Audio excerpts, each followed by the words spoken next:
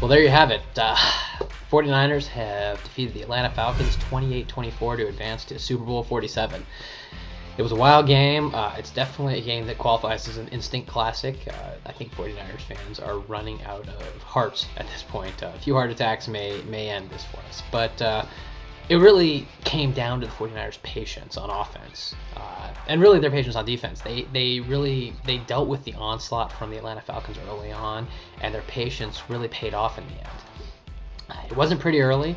The Falcons jumped out to a 17-0 lead thanks primarily to Julio Jones, the strong receiver. Had 5 receptions for 100 yards and a touchdown in the first quarter, and then added a second touchdown to start the second quarter, and was really just single-handedly was dominating the 49ers. Early in the first quarter, he pretty much blew past Deshaun Goldson on some blown coverage, put the Falcons up 7-0, and it was kind of off to the races at that point, and I think most of us were a little bit concerned how this might play out.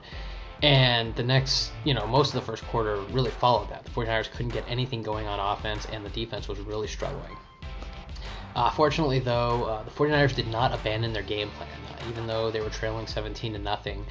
The real key to this game was that they did not abandon the run. Down 17-0 on their ensuing drive after Julio Jones' second touchdown, Frank Gore had 4 straight rushes for 20 yards, got them a pair of first downs.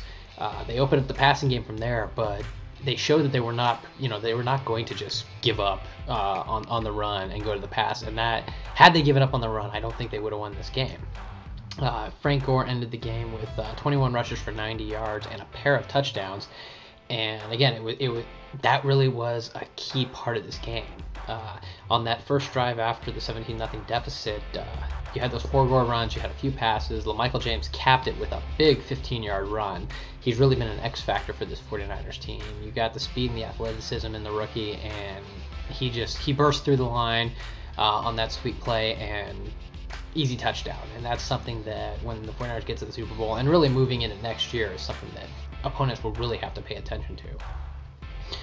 The 49ers cut the lead to 17-14 with a second touchdown, thanks courtesy to Vernon Davis, who finally really burst out. He had 5 receptions for 106 yards and a touchdown. He had a 4-yard touchdown to cut the lead to 17-14, and really was another key to this game. I think this was kind of a throwback game for the 49ers in that you saw Frank Gore and Vernon Davis, who have been around for years now and have been through the down times, really stepped up in this game, really made their presence known, and they were arguably the biggest reason the 49ers ended up winning this game. Of course, it wasn't going to be easy. After the 49ers cut the lead to 17-14, the Falcons drove down the field really with little difficulty right before the half, under the 2-minute warning, and Matt Ryan connected with Tony Gonzalez and put the Falcons up 24-14. And you could tell that Matt Ryan and the Falcons offense were not going to be going anywhere, and this game was really going to come down to who could get the stops on defense. Nobody was getting them in the first half. When we got into the second half, that was really when momentum changed. Again, the 49ers stuck with Vernon Davis, and that was key. Early in that first drive of the third quarter, Vernon Davis rushed 4 times for 24 yards and a touchdown, cut the lead to 24-21. And really that was kind of sort of a game changer, as on the next drive, the 49ers forced the first turnover. Matt Ryan was having he had a monster first half, connecting with Julio Jones, Roddy White, Tony Gonzalez. 49ers could do nothing, but in the Falcons' first drive of the third quarter, the 49ers finally got a sack. Isaac Sokowaga tackled him pretty much right at the line of scrimmage, and that was really key, because on the very next play, Ryan threw an interception that Chris Culliver jumped the route, picked it off, and even though the 49ers actually did not score on the ensuing drive, that seemed to sort of change things around a little bit in terms of the mentality of how the Falcons were playing. You had kind of a back and forth. Neither team could really get much going. The 49ers got down deep inside Falcons territory and had a pass to Michael Crabtree that looked like it was going to be good for a score, but unfortunately Crabtree fumbled it right at the 1. He came pretty much about 3 or 4 inches away from the end zone, even closer than Kevin Dyson did in that Rams-Titans Super Bowl. He fumbled it. The Falcons got the ball back, but at this point, the 49ers defense was pretty much in gear. They forced a 3-and-out, they got the ball back, and the 49ers drove back down the field, scored again, took the lead on Frank Gore's second rushing touchdown, and up 28-24.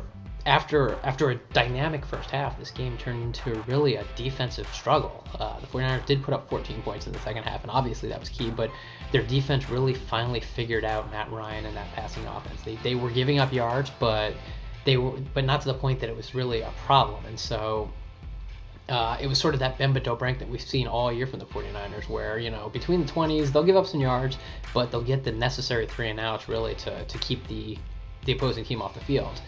The game wrapped when Navarro Bowman made a monstrous play to break up a pass to Roddy White. And at that point, the 49ers were able to run the clock down to 10 seconds, punt, and the Falcons really just could do nothing. They threw it up, and that was it. And so the 49ers advanced to the Super Bowl. It's pretty sweet. They like I said, they struggled early, but they stuck to what has been their identity, and it allowed them to win. And now they'll head to New Orleans. And if they just stick to what they do best, running the ball, solid passing, strong defense, there's nothing that can stop them at this point. So, off to the Super Bowl.